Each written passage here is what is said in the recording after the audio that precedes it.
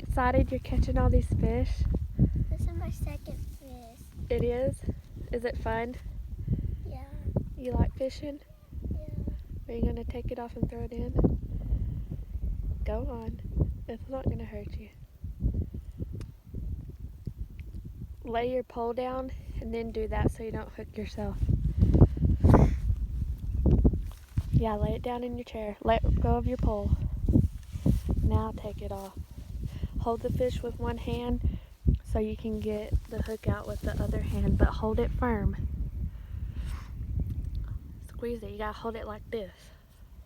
Hold it tight. All the body. You're fine. Look, grab it like this. It's got a little poke, like a little bit of cat claw, but it's not gonna hurt you. Here, I'll hold it and you take the hook out.